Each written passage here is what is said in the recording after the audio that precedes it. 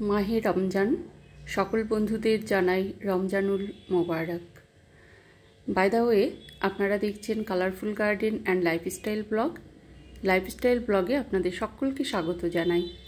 চলুন আজকে যে রেসিপিটা আপনাদের সঙ্গে শেয়ার করব সেটা হচ্ছে ম্যাগি ম্যাজিক মশালাই ভিন্ডি আলু।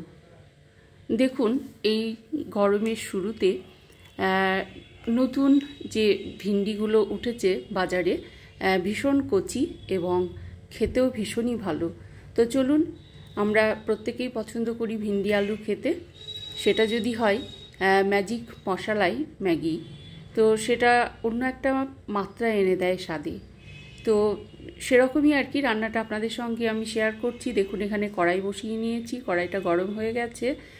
এখানে পাঁচফোড়ন হিসেবে যেটা দিলাম সেটা হচ্ছে শুকনো লঙ্কা এবং কালো জিরে। আচ্ছা, ব্রাউন হয়ে গেছে ফোড়নটা। এবার আমি দিয়ে দিলাম ভিন্ডি, অনেকে আমরা ঢ্যাঁড়সও বলে থাকি,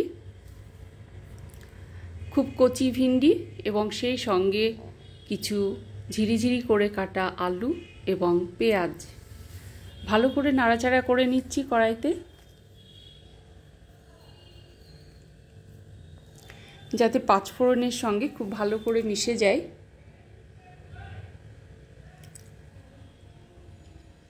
দিয়ে দিলাম এখানে স্বাদ অনুযায়ী লবণ,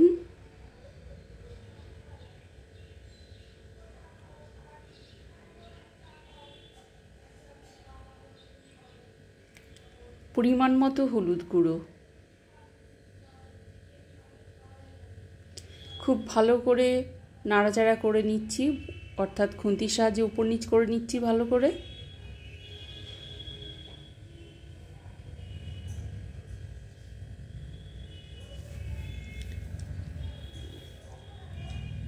দেখুন, ভালো করে মিশিয়ে আমি অফ ক্যামেরায় 5 মিনিট আমি লিডটা দিয়ে ঢাকা দিয়ে রেখেছিলাম। আচ্ছা, ঢাকাটা সরিয়ে দেখুন, যেহেতু 5 মিনিট হয়ে গেছে, সেহেতু কিছুটা সেদ্ধর কাজটা হয়ে গেছে, হাফ ডান হয়ে গেছে আর কি। আচ্ছা, চলুন, এই যে ম্যাগি ম্যাজিক মশলা হাফ ডান অবস্থায়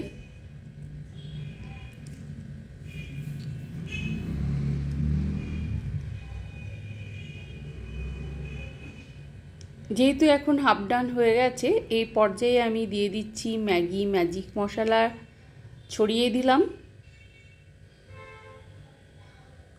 খুব সুন্দর একটা টেস্ট এবং ফ্লেভারটা খুব সুন্দর হয়। আপনারা একবার এরকম করে ঠিক রান্নাটা করবেন ভিন্ডি আলু, ভীষণ ভীষণ ভালো লাগে খেতে।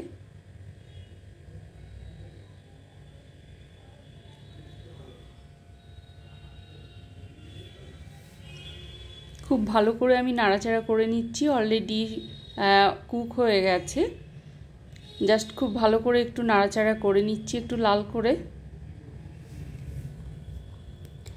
আবারও কিছুটা পরিমাণে আমি ম্যাগির ম্যাজিক মশলাটা ছড়িয়ে দিলাম।